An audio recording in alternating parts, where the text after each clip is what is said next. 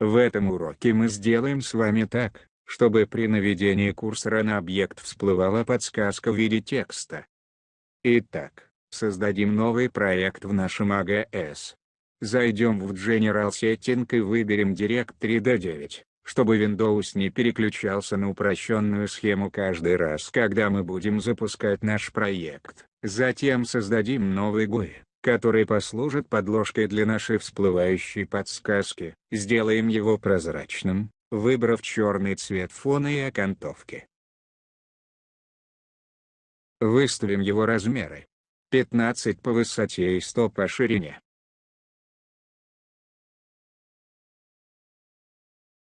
Теперь нанесем на него лейбл текст, через который будет выводиться нужная информация. Перейдем к нашей комнате и создадим несколько тестовых объектов. И присвоим им хоть какие-нибудь текстуры.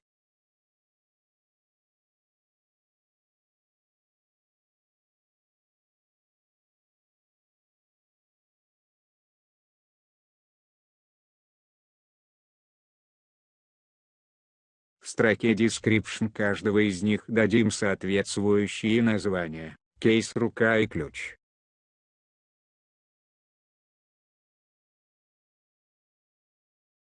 Переходим к самому главному, к скриптам. Открываем глобальный скрипт и находим там функцию Repeatedly Execute.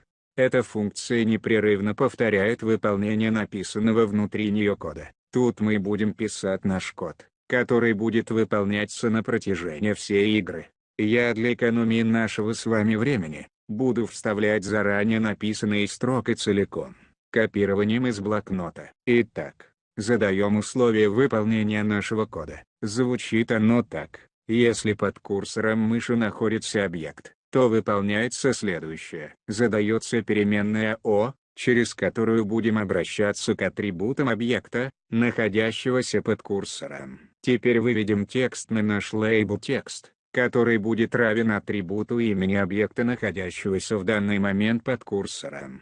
Привяжем созданный нами GUI к мышке. Сделаем GUI видимым. И последняя строка: если условие не срабатывает, то есть под курсором ничего нету, то GUI становится невидимым. Запускаем наш проект клавишей F5 или мышкой. Смотрим, что получилось. Все отлично работает. Но текст черного цвета плохо виден. Исправим в настройках лейбл текста это упущение, поменяв цвет текста на белый. Заодно сделаем разрешение нашей игры больше, а то слишком мелко. Для этого нужно нажать Rebuild All Files, после чего появится возможность запустить файл настройки.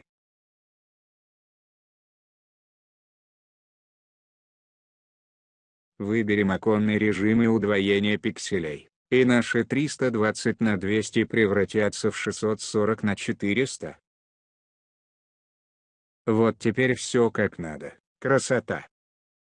На этом урок можно было бы закончить, но есть еще один способ написания данного алгоритма. Он более простой. Сейчас я вам его покажу. Нужно немного переписать условия. Вот так.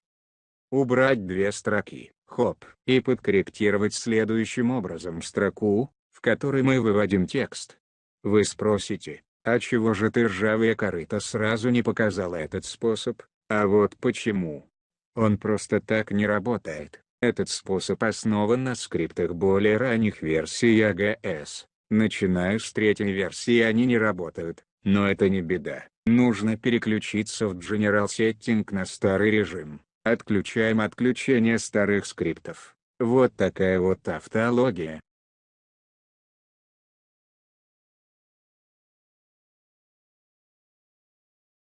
Та-дам, заработало. Но тут есть нюанс. Таким методом не будет отображаться информация нулевых объектов, хотспотов, зон и так далее. Нужно это учитывать, если надумаете писать по-старому. Напоследок подкорректируем положение нашей подсказки, прибавив значение к координатам. Так гораздо лучше. На этом, пожалуй, можно и закончить урок. До новых встреч!